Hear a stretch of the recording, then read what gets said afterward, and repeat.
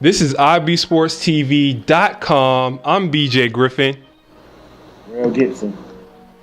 As you see, we have Real Gibson here on Skype, and we are going to talk about the NBA Finals that just passed. Dallas Mavericks, NBA Finals champions, and it was a very, very impressive series for the Mavs. Very, very happy that that team finally was able to pull out a championship. What do you think of the series?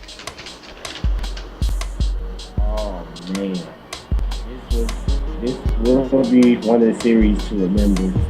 Not because of one, because of the matchup, and two, because of a great, excellent performance by Dirk, which will go down in history as one of the best players to ever play the game. Also one of the best shooters, and just one of the best scorers, period. Because this man, Dirk, his shot is unblockable. Like, they had him on Sports Science and the angle of his shot. Mm-hmm. Have you seen that, dude? I did see the Sports Science episode. That thing was nice, wasn't it? Like, I was looking into his practice techniques and everything, and the practice shots he takes are the game shots. The game shots he takes, he practices those shots in practice, like leaning back on one foot, and the way floater in the air, and it's just unbelievable. And as far as you're a baller too, are you going to practice the Dirk Nowitzki jumper? Yes. Put it in my arsenal. That's what's up. I want to see that. I want to see it. Blockable, so everybody must use that. The only way you might be able to block it is if somebody else comes and helps, like comes from behind and gets it. That's the only reason. But in the isolation play, you're not blocking it. And so I was putting it in my arsenal, and it will boost my rating from a 90 to a 99. NBA 2K terms. All right, so personally, I was real impressed with how the Mavs were able to come up with the victory, and how the Mavs, after the bench started not playing so well, how they decided to step up and help out Dirk. Actually, Dirk didn't do too well early on in the final game 6, where the game where they won. At first he didn't. It was actually Jason Terry that led the charge. Final score of the game 6 game, 105-95, and Jason Terry had 27 points. He actually outscored all the starters. But with the Miami Heat in game 6, as far as that goes, Mario Chalmers actually got the start at point guard, and he didn't do so bad. He had 18 points, 7 assists, and LeBron James actually was the leading Heat scorer. Despite all the heat that no pun intended, all the heat he got for his play, especially in the fourth quarter. While he didn't play so well in the fourth quarter, he did lead all scorers in Heat with 21 points. So what do you think of the Heat's performance in particular? I love first in game 1 LeBron. Buzzer beating, dunking, you know what I'm saying? Mm-hmm. If that LeBron had stayed consistent throughout the finals, they probably would have had it. And remember, you guys, I picked the Heat to win it all. Think about a month and a half ago, about 2 months ago. For the playoffs. And I was like, it's going to be a different Heat team in the regular season. Their drive during the playoffs, they're going to play differently. And oh my God, they did play differently, which was worse, especially LeBron. I mean, D-Wade did his thing. Chris Bosh stepped up. But as far as the Heat performance, my favorite out of all, my favorite two would be Mario Chalmers and D-Wade. But as for the Mavericks, I know Dirk got finals MVP. He deserved it. But if I had to pick a game 6 player of the game, it would be Jason Terry, as BJ said. Yeah, Jason Terry, he did. He looked very, very impressive in that series. But you know what?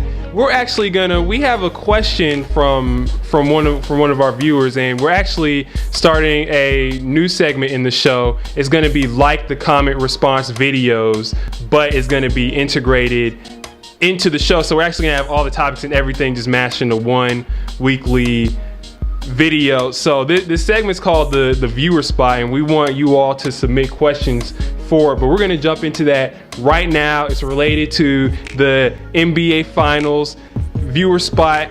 right now.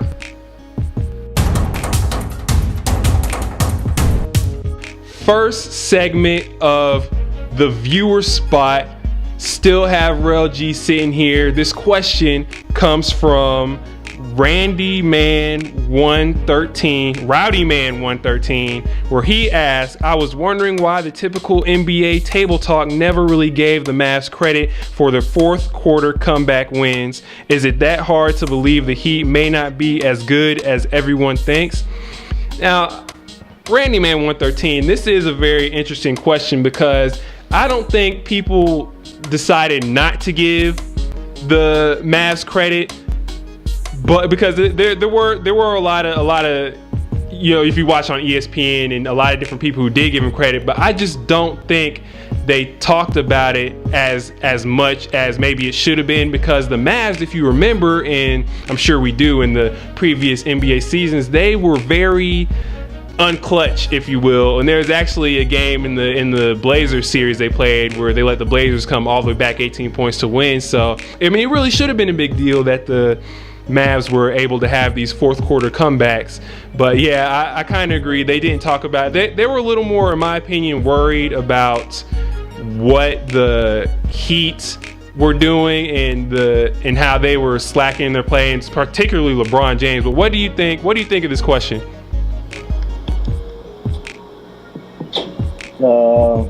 Heat with me, the Heat,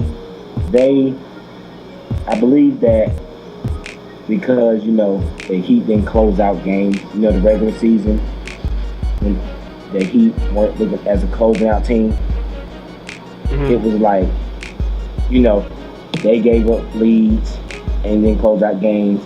And, the only time I've seen the Mavs gave up a couple of games and close out was during the Trailblazers series, during that, like those 1 or 2 games against the Trailblazers.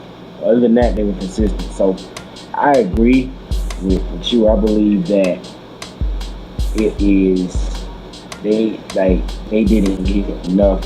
I mean, I've been on ESPN, like you said, but I just believe that they just didn't show it good enough. One, because I think of past team performances and everything. And I mean, I know the Heat are good. It's just that point blank, we showed the Mavs were better, more experienced, more veterans on the team. They waited patiently, to get in the playoffs to actually make that run. Because as you see, the Mavs, they beat young teams, old teams, and honestly, they deserved it. So as far as the fourth quarter comeback, I believe it'll be in memory. I believe they'll acknowledge it and put them as one of the greatest in there. I just think they just didn't do it so much as for this series because most of the focus was actually on LeBron James' performance. That's all. There you go, and that's the biggest point to the argument right there. That the Heat are really the team that is more. That has the bigger, the star power, and that's where the focus of all the ESPNs and all the different journalists and TV shows was on the Heat. So much so that a lot of what the Mavs did may have been overlooked or not as highly regarded as maybe it should have been. But if the Mavs can take that ability to win in the fourth quarter to the next season, maybe they can be good in the next season also. So we are going to hop into Twitter time, where we have another NBA related comment, or I guess tweet this time, from Skip Bayless.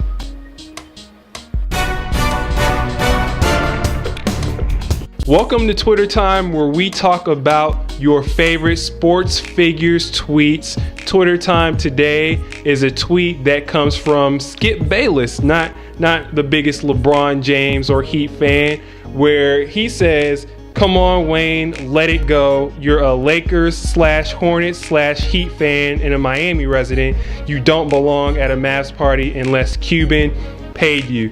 Now, Rel G here, he is a big Wayne fan, so I'm not sure how he's feeling about the tweet from Skip Bayless. We all know Skip Bayless likes to talk a lot of trash, specifically about LeBron James. What do you think of Skip Bayless's tweet about LeBron James?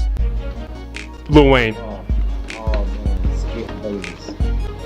Davis, I know you're a trash talker. You've been trash talking since I've known you, my friend. And that right there, like DJ said, I'm a big Wayne fan. That right there was a doggone low blow. I mean, Wayne was rooting for the Heat. Of course, we all know that. Going for the Heat. And I was actually surprised when I saw him sitting there with Dirk, partying with Dirk with the trophy and the boss Cuban, sitting there up in the club just partying it up like he was rooting for from the beginning. Skip, you better hope Wayne doesn't put you in a song, my friend. Because if he does, you're finished. And I know when he does it, you're going to talk more trash. So this might be a big little beef sparking up, I hope, here. And we'll see who comes out on top. What you think, man? I think it's interesting because I understand where Skip is coming from a little bit. When Wayne's a Heat fan and him showing up partying with the Mavs, I mean that's a little bit crazy. But I mean he's Lil Wayne and he can kind of do what he wants to. You know what I'm saying? Lil Wayne, I remember like a couple years back, he had made a little Kobe Bryant song. I think he was a Lakers fan, and now I don't get it. I think Wayne just goes where the stars are and where the females are who females are going for at the time being. You know what I'm saying? Because I was looking at some of the pictures. He was still wearing the Lakers hat and stuff, shirts to the Heat game, and now he was rooting for the Heat. And even Birdman. Did you see what Birdman betted $2 million for the Heat to win the championship? Did you see that?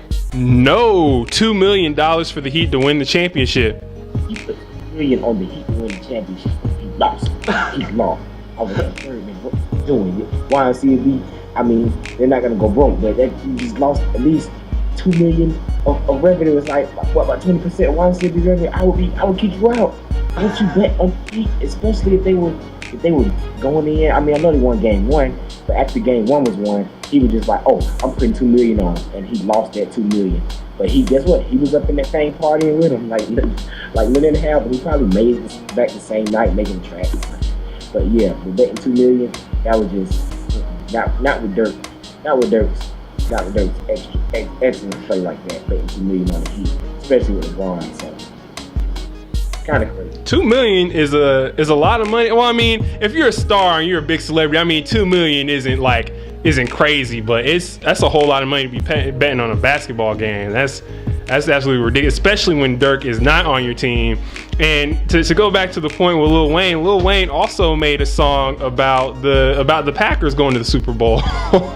So I mean, he really does kind of hot teams. I mean, his videos, he wears like the Bulls caps and stuff, and I mean, it does, but when you're a big celebrity like that, I don't think he really cares. You know what I'm saying? I think he's house wherever. I'm a music maker.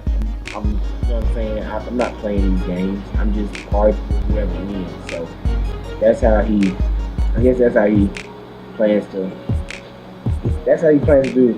You can do it. I know if I was a music maker, I'd probably do the same thing. So. Okay. Well, we're going to hop into this hockey segment. We're going to talk about the Stanley Cup champions, the Boston Bruins, and the Vancouver Canucks, and the riot that happened in Vancouver as a result of the loss to the Canucks. So we'll get into that right now.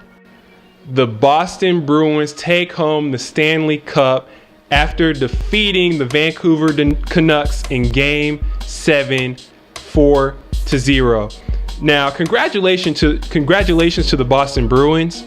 But what I want to talk about, and what I'm going to have Rel here talk about also, is the riot in Vancouver after the game by some of the fans and some of the people of Vancouver. I thought it was crazy how it all went down. What do you think of the riot in Vancouver? The riot in Vancouver. Oh my goodness. I thought that Detroit fans, Detroit was Detroit brawl in 2003 with the Pacers and Pistons was something, And then I was like, no, well, maybe the soccer fans are the most craziest fans out there. Mm-hmm. But then after I hear about this riot that these fans are angry, I'm like, wow, is it that serious? I mean, it's not like, you know what I'm saying, their lives would have been better if they had won or if they had lost, you know what I'm saying? But it was bad too. Like, they set cars on fire and trash cans, and there's reports of 4 stabbings and 58 people were injured. It was bad. I saw it on Twitter initially, and I was like, okay, well, what are they talking about? The word riot wasn't actually used in Twitter, so I was like, okay, well, in the morning I'm gonna look this up and see. And when I looked it up, I was like, wow, I didn't know it was as serious as it was. What do you think? It seemed like somebody picked up the Grand Theft Auto game, put it in, and put it in the Everybody Riot code. And you know, from there, everybody has a weapon, and it's a random person, whoever it is, and if they see you, they just attack you. You know, it's like, I didn't think it was gonna be that serious either until I looked at a couple YouTube videos, the news and everything, and they was like, some people have been arrested and everything. I'm like, wow, it is that serious. I guess for people around the United States and world, that sports is, they take it to the heart. Exactly. I thought America was serious about sports. Canada, they out there hurting people over the hockey game. So that's enough of that. We are going to close out the show. That is it for our show today. I want to thank Rel for being here today via Skype. You have any closing thoughts on any of the craziness we talked about? To add on to the craziness, Heat Mavericks. If anybody got a chance to check it out, or if you haven't checked it out, type in Deshaun Watson arrested. This guy got arrested after winning the championship in Miami. Got pulled over for a DUI, mugshot and everything. And the shirt he had on when he got arrested said, quote, "Hey LeBron, how does my Dirk taste?" unquote. Everybody's been buying these shirts and like custom making them and everything. He had on the shirt when he got arrested? I did not know that. Breaking news, folks. If you get a chance, go to Google and just type that quote in. Sean Stevenson's shirt, LeBron shirt, and Sean Stevenson arrested, and it's right there. And oh man, it's a crazy sports world. Can't wait till all these seasons get started back up. Ivy Sports, we're gonna keep this thing going. What about you, B? Okay, I'm gonna just close it out here. Make sure to subscribe, follow us on Twitter. Also, make sure you guys leave a comment in the form of a question on YouTube or on Twitter for this viewer spot segment we have going on right now. And you know, I really feel like I want to get you guys involved with what's going on. I really want you guys to make the topics for the show. And also with Twitter Time, actually I know the focus of Twitter Time has been a lot on athletes and sports figures, but I would like you all to tweet certain things that I could have on Twitter Time and talk about. So these different segments are really about you guys, and we want you guys to be involved in the show. So make sure to do that. Again, subscribe, follow us on Twitter, download the podcast. We are on iTunes now. Website coming soon. Look out for that. That's going to give you all ways to be involved in the show and be a part of the show. I mean, the show is basically going to be you guys. So make sure you are all getting involved. This is ibsportstv.com. I'm BJ Griffin. Rel Gibson. Signing off.